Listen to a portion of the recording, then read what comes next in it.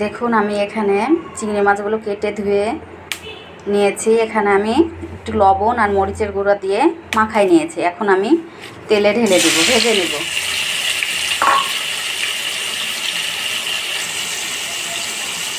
হালকা করে আমি চিংড়ি মাছগুলো ভেজে নেব। হালকা করে ভাজা হয়ে গেলে আমি এগুলো তুলে নেব।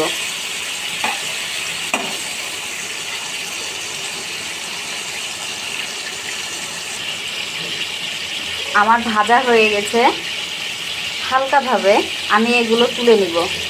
এখন চিংড়ি মাছগুলো আমার তোলা হয়ে গেছে। এখন আমি এখানে দিয়ে দেবো পেঁয়াজ কুচি।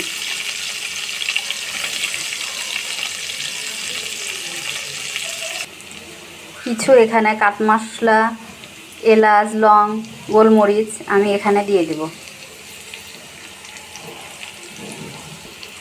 এখানে আমার পাটায় বাটা মশলা, আদা, রসুন, জিরা আমি বেটে নিয়েছি, আমি এখন দিয়ে দেব। এখন আমি ভেজে নেব।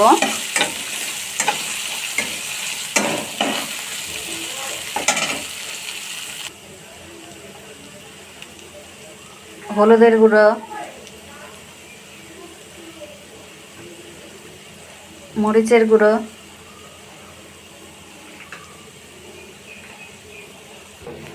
লবণ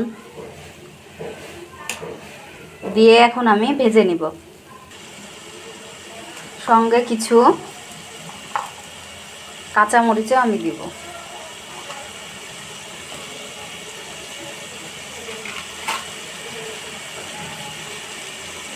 এখানে টক দইটা দিলাম।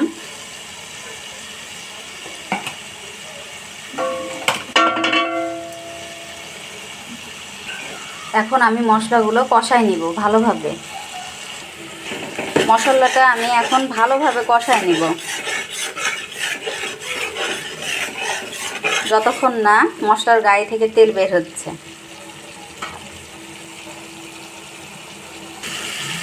মশলা কষানো হয়ে গেছে। এখন আমি চিংড়ি মাছগুলো ঢেলে দিব। চিংড়ি মাছগুলো আমার কষানো হয়ে গেছে, এখন আমি তুলে নিব। দেখুন আমি চিংড়িগুলো তুলে নিয়েছি। এখন আমি পোলাওয়ের চালগুলো ঢেলে দিয়েছি, দিয়ে এখন ভেজে নিব।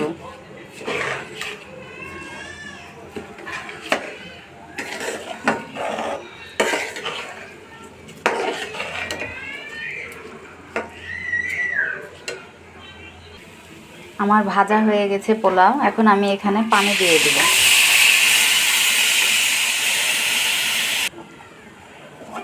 তারপরে এখানে নারিকেলের দুধ দিয়ে দিব। সামান্য পরিমাণে চিনি দিয়ে দিব।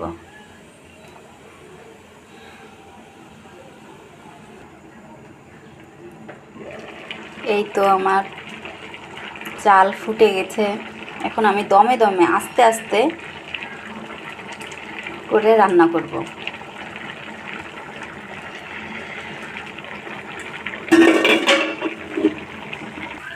দেখুন আমার পোলাওটা ফ্রাই হয়ে গেছে। এখন আমি চিংড়ি মাছগুলো ঢেলে দেব।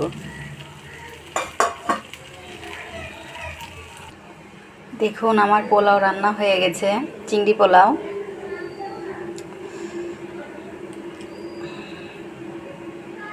কতখানি ঝরঝরা হয়েছে আপনারা দেখেই বুঝতে পারছেন।